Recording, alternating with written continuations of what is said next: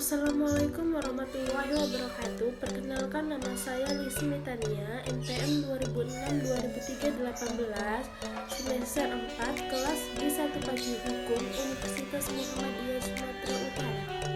Di sini saya akan menjelaskan tentang syarat surat gugatan.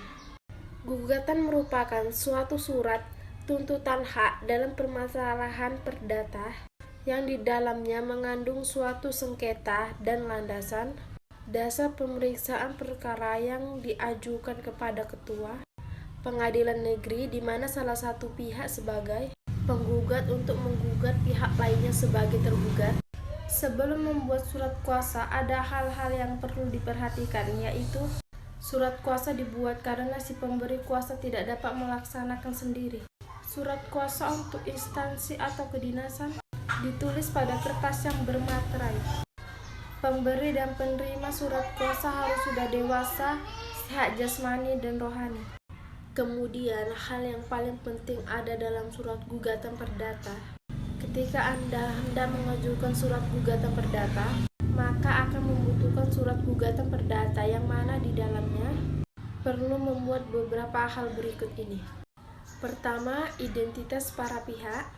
Halaman identitas dalam contoh gugatan perdata web prestasi wajib diisi dengan nama, tempat dan tanggal lahir, alamat, pekerjaan pihak-pihak berikut: pihak penggugat dan kuasa hukum penggugat, pihak tergugat dan kuasa hukum tergugat. Yang kedua, alasan-alasan gugatan.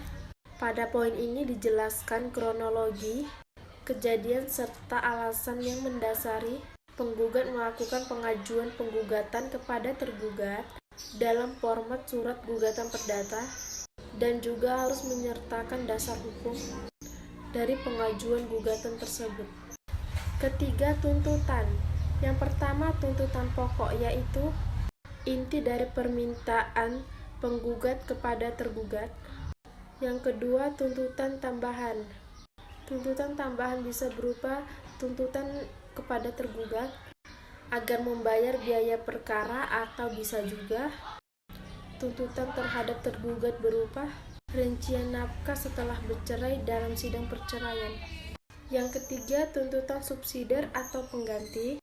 Poin ini ditulis dengan tujuan jika tuntutan tidak dapat dipenuhi oleh pihak tergugat, maka pihak penggugat bisa juga mengajukan tuntutan subsidiar atau juga majelis hakim yang memberikan putusan tuntutan subsidiar kepada tergugat. Kemudian, langkah mengajukan surat gugatan perdata. Ketika surat gugatan perdata telah selesai dibuat, selanjutnya yaitu mengajukan dengan surat gugatan perdata menggunakan surat gugatan perdata ke pengadilan negeri. Langkah-langkahnya: pertama yaitu pendaftaran gugatan perdata ke kantor kepaniteraan pengadilan setempat dengan membawa surat gugatan perdata asli. Yang kedua, membayar panjer biaya perkara yang wajib dilakukan oleh pihak penggugat sebagai biaya sementara. Setelah mendapat putusan pengadilan, baru dihitungkan total biaya perkara untuk biaya kepaniteraan, materai, pemanggilan saksi, dan kebutuhan lainnya selama proses pemeriksaan dan pengadilan. Jika tidak mampu membayar biaya perkara, maka bisa mengajukan permintaan izin perkara tanpa biaya dengan melampirkan surat tidak mampu dari kepala desa. Yang ketiga, registrasi perkara. Setelah membayar panjer biaya perkara, Anda sebagai penggugat akan diarahkan untuk melakukan proses pencatatan gugatan dalam buku register perkara, dan penggugat akan mendapatkan nomor perkara. Yang keempat, pelimpahan berkas perkara kepada ketua pengadilan negeri paling lama dilakukan 7 hari setelah proses registrasi perkara.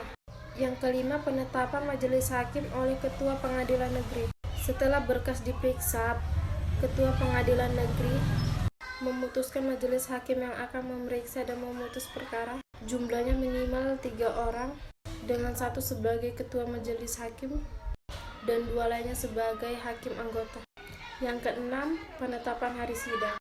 Proses selanjutnya yaitu majelis hakim yang terpilih akan menetapkan hari sidang dan memanggil pihak penggugat dan pihak tergugat. Proses persidangan dilakukan dengan hukum acara perdata yang berlaku. Membuat surat kuasa setidaknya ada beberapa unsur, yaitu judul, keterangan lokasi dan waktu yang dibuat, kalimat pembuka, informasi identitas pemberi kuasa, identitas penerima kuasa, hal yang dikuasakan, jenis pemberian kuasa, penutup surat kuasa, tanda tangan pemberi surat kuasa. Dasar hukum surat kuasa diatur dalam pasal 1792 BW. Pemberian kuasa ialah suatu persetujuan yang berisikan pemberian kekuasaan kepada orang lain yang menerimanya untuk melaksanakan sesuatu atas nama orang yang memberikan kuasa. Kemudian surat kuasa diatur dalam pasal. Surat kuasa biasanya berkenaan dengan kegiatan pelaksanaan penugasan, kegiatan penting sehingga diperlukan surat kuasa.